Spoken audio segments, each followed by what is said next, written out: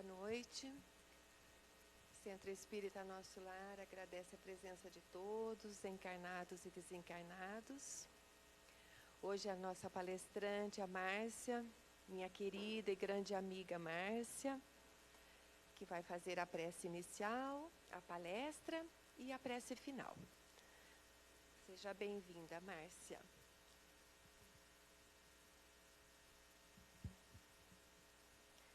Bom, boa noite a todos. Vamos começar então com a prece inicial. Então, vou convidar todos para fechar os olhos, a serenar o coração, deixar os problemas do dia a dia lá fora, para que a gente possa conversar com o nosso Mestre Jesus. Jesus, querido amigo, amado Mestre, irmão de todas as horas, agradecemos a oportunidade de estarmos aqui reunidos novamente, mais uma vez, para estudarmos um pouquinho do seu Evangelho. Que Ele nos traga paz, nos oriente a caminhada e que consigamos, Senhor, pouco a pouco colocá-lo em prática na nossa rotina do dia a dia, para que possamos, Mestre, partir desta vida melhores do que aqui chegamos. Muito obrigada. Que assim seja. Graças a Deus. Boa noite a todos. Queria agradecer o convite da Márcia, a confiança. E hoje vim falar um pouquinho sobre a parábola da festa de núpcias. Parábola da festa de núpcias. Primeiro, parábola. Jesus falava sempre por parábolas.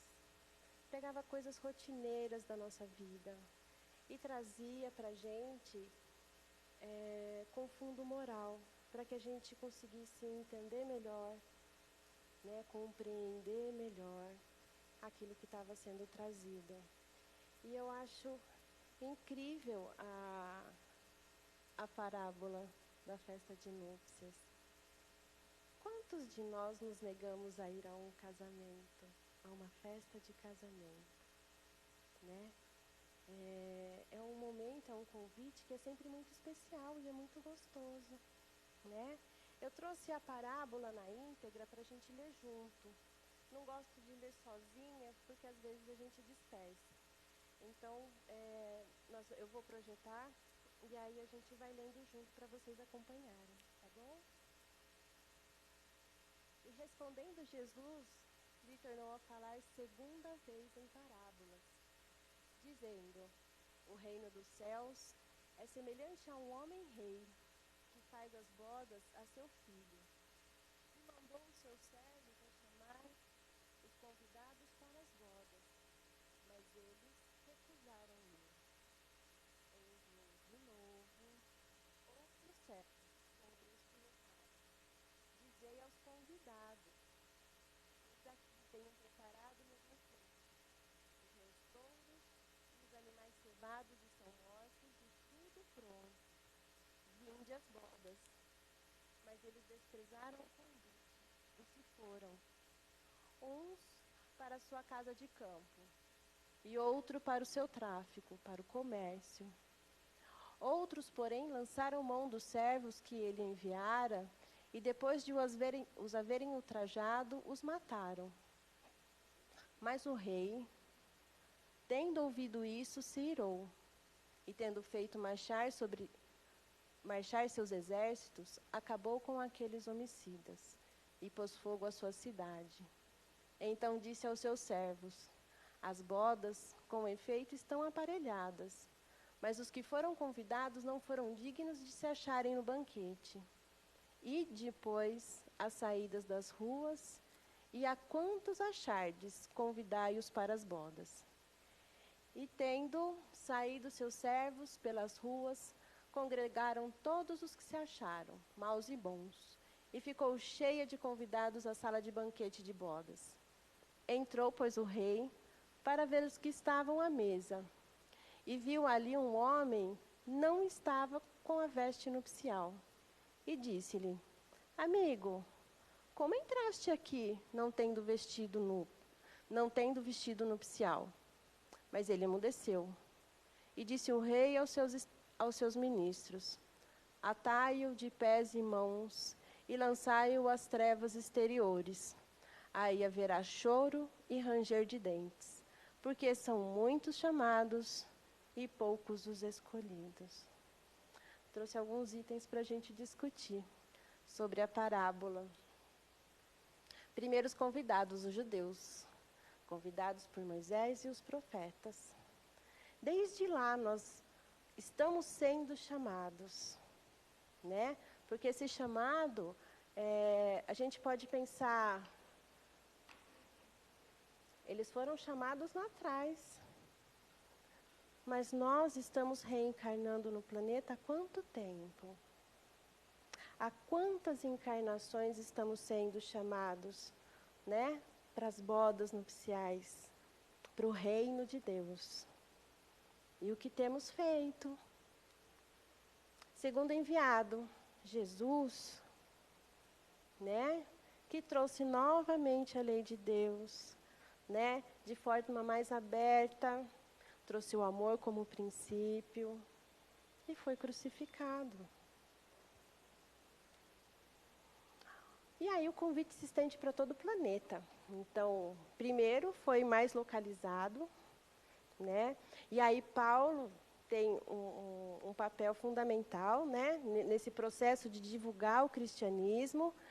E hoje, o cristianismo ele está divulgado praticamente em todo o planeta. A gente sabe que tem algumas regiões que não, mas todos no planeta conhecem as leis divinas, né? Que não sejam através do Cristo, mas em cada local a gente tem os profetas, que são enviados por Deus, enviados por Jesus, para nos esclarecer quanto à caminhada a ser seguida, qual é o caminho reto. Túnica nupcial. E aí eu queria conversar um pouquinho mais. Coração puro e prática das leis divinas. Mas vamos voltar um pouquinho. Quando Jesus coloca que fez o exército marchar e matar os homicidas. Lançai-o para o exterior, lá haverá choro e ranger de dentes. Não é uma punição. Eu acho muito importante a gente ter isso muito claro com a gente. É consequência. Lei de ação e reação. Plantamos o que quisermos, mas colhemos aquilo que plantamos. Não adianta a gente plantar pimenta e querer colher uvas. Se a gente planta um espinheiro, teremos espinheiro. Se plantamos maçãs, teremos maçãs. Então, o que é que a gente tem plantado? Então, esse exército que vem para matar os homicidas, lá fora haverá choro e ranger de dentes. Nada mais é do que consequência daquilo que nós plantamos enquanto aqui encarnados. Bom, a túnica nupcial. Coração puro e prática das leis divinas. E aí, na evangelização lá no Ceará, onde eu estou, onde eu frequento, a gente fala sempre para as crianças, onde é que estão gravadas as leis divinas? Né? Dentro da consciência de cada um. Quando a gente pratica alguma coisa e, eu acho que eu não devia ter feito isso. Né? Deus, na grandiosidade que é, né? Ele deixa lá para a gente gravado. Ele deixa o conhecimento lá gravado para a gente, para nos guiar. Não basta, porque a gente é teimoso. A consciência às vezes apita e a gente não atenta para ela. Né? Mas a importância de saber que ela está lá para nos guiar. E quando a gente acata aquilo que ela nos orienta, o resultado é sempre melhor. E coração puro. Caridade. Amar ao próximo como a si mesmo. A regra áurea que Jesus nos trouxe. Né? E aí a gente tem lá no Livro dos Espíritos, pergunta 886. Qual é o verdadeiro sentido da palavra caridade, como a entende Jesus? Benevolência para com todos, indulgência para com as imperfeições alheias, perdão das ofensas. É o famoso BIP. Não sei se vocês conhecem o BIP, mas eu conheço o BIP. Foi uma amiga que me ensinou o BIP. Né? A caridade que a gente tem que estar atento para estar fazendo. E o interessante que eu acho assim, bárbaro dessa resposta, a gente pensa, quando pensa em caridade, a gente pensa, precisamos distribuir cesta. A gente precisa fazer sopa e distribuir. A gente precisa oferecer aqui uma roupa adequada para a criança que vai para a escola, que não pode ir passando frio. Concordo plenamente. Tudo isso é muito necessário. Mas a caridade, segundo Jesus, como ele entendia, como ele entende, está lá na benevolência para com todos. E é uma parte da benevolência. O resto tudo, todo o resto, todo o restante, é a benevolência, é a caridade moral. Lá no Evangelho a gente tem um estudo da caridade moral, caridade material. A caridade material é importante, gente, pelo amor de Deus. Ela é fundamental.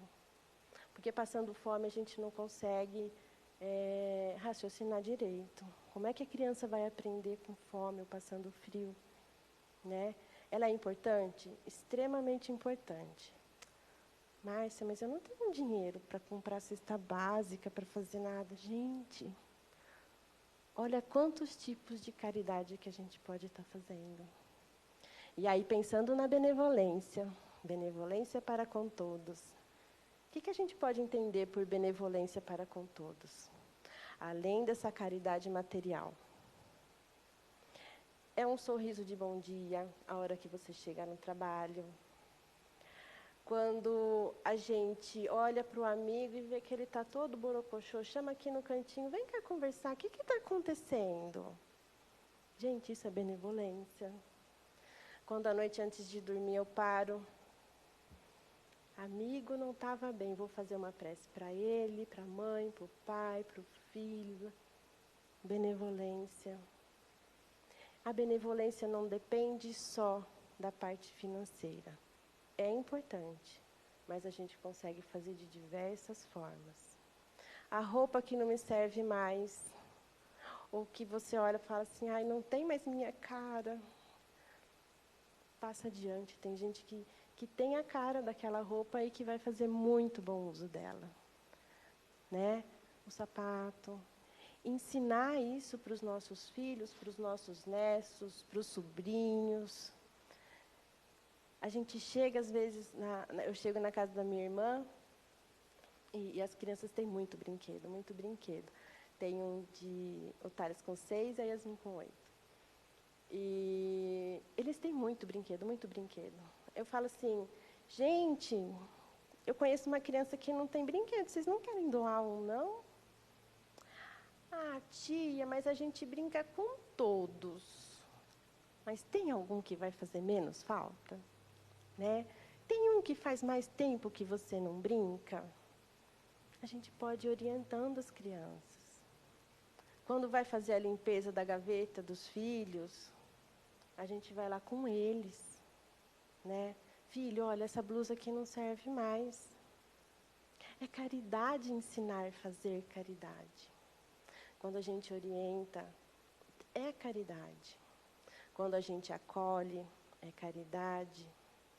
O sorriso de bom dia, que às vezes muda o dia do outro, é caridade. Né? Então, assim, a gente passa no farol, está lá o moço pedindo dinheiro. O que a gente faz? Dá dinheiro para ele é caridade? E aí vai da consciência de cada um. Mas um sorriso para ele a gente pode dar com certeza. Ao invés de fechar o vidro correndo, né? Às vezes eu abro o vidro, ao invés de fechar. Oi, amigo, tem alguma coisa? Não, não tenho nada. Mas vai lá, vai com Deus. Boa sorte, Deus te abençoe. Com um sorriso gostoso no rosto. Faz a diferença para eles. Então, a importância da gente estar atento ao outro. E, gente, a nós também. A gente precisa fazer caridade com a gente. A gente precisa olhar para a gente e entender, às vezes, que alguma coisa está doendo e buscar ajuda. A gente precisa conseguir olhar para a gente e perceber que a gente erra, que a gente falha e que a gente também tem que se perdoar. Né? Então, a caridade é sempre para com o outro, principalmente. Mas se a gente não consegue fazer essa caridade com a gente, dificilmente a gente vai conseguir fazer ela de verdade com o outro. Indulgência para com as imperfeições alheias. E essa palavrinha me pegou durante muito tempo. Eu falava, gente, o que é essa tal de indulgência? E aí cheguei a algumas conclusões que são minhas. Né? O não julgar, gostar da pessoa, mesmo reconhecendo as falhas que ela tem. Uma vez me falaram que era não reconhecer a falha do outro. E aí eu fiquei encanada, porque a gente sabe os erros, a gente sabe os nossos também, pelo amor de Deus. E a gente também precisa de indulgência com a gente em vários momentos. Mas a gente reconhece, principalmente porque ela está na gente. E aí eu falei, não é não reconhecer. É reconhecer e não gostar menos. É reconhecer a falha do outro e conseguir ajudá-lo da mesma forma como você ajudaria se você não reconhecesse essa dificuldade que um outro tem. Não é perdão, é diferente. Porque o perdão a gente se sente ofendido. Né? A indulgência, a ofensa não é com a gente. Muitas vezes é com o outro. E muitas vezes nem ofensa tem. Só tem uma falha. Mas continua amando da mesma forma. Para mim é isso a indulgência. Conseguir olhar para o colega de trabalho que eu sei que podia produzir muito mais, mas ele não consegue produzir mais do que aquilo por conta dele, é o processo de vida dele. E a gente respeitar essa dificuldade no outro. Né? Ao invés de a gente ficar julgando, ou então falar assim, como assim? Como assim? Não está vendo que... Não. Isso é falta de indulgência. A indulgência, para mim, tem uma relação muito próxima com o julgamento. Né? Indulgência, não julgamento. Porque quando a gente não julga, a gente reconhece. Mas aí a gente também não perde o afeto pela pessoa. Tá? Então, indulgência para mim é isso. É fácil quando a gente se dedica de forma firme, a gente consegue. Eu costumo falar que as coisas elas podem ser difíceis, mas quando a gente encara a situação e reconhece que, apesar de difícil, é possível, a gente vai lá e batalha para conseguir. Porque muitas vezes o é difícil, a gente cruza os braços. Ai, é difícil, deixa quieto. Não. É difícil, mas é possível. Então vamos lá fazer. Né? E perdão das ofensas. Ai, o perdão. Primeiro a gente precisa aprender a se perdoar, a entender que a gente falha e que a gente vai procurar não errar novamente. Mas também entender que o outro falha. E o perdão, eu entendo assim, eu vi um estudo uma vez falando do perdão, e que o perdão ele só é necessário por conta do nosso orgulho. Porque no perdão, quando a gente precisa perdoar, é porque a gente se sentiu ofendido. Ofendido no quê? No nosso orgulho, é o orgulho ferido. Então, como assim ele teve coragem de falar isso para mim? como assim ele teve coragem de fazer isso comigo? Como assim ele falou isso de mim para fulano? Ele sabe que eu não sou assim? Não sei se ele não sabe. Mas o mais importante é entender que esse sentir-se ofendido é porque a gente tem um orgulho ferido. E quando a gente entende que é o orgulho nosso que foi ferido, e a gente sabe da necessidade da gente brigar com o nosso orgulho para que ele vá diminuindo um pouquinho mais cada vez, fica mais fácil perdoar, né? Então, eu lembro uma vez, uma amiga de trabalho, e aí eu vou contando algumas historinhas. Eu trabalho no posto de saúde, cheguei no posto de saúde, a recepção abarrotada de gente, meu paciente faltou, eu fui lá oferecer ajuda. O que você vem fazer aqui? Você vem ajudar? E depois eles não sabem que a gente precisa de contratar mais funcionário aqui. Oi? Eu só queria ajudar? E aí o meu orgulho ferido, né? Como assim? Eu só vim aqui ajudar e ela me maltrata desse jeito. Fui para a salinha, acalmei, fiz uma prece. A hora que eu fui embora, eu consegui fazer um tchau para ela. E, gente, não que eu consiga toda vez. Essa vez eu consegui, por isso que eu dou de exemplo. Eu ganhei uma amiga.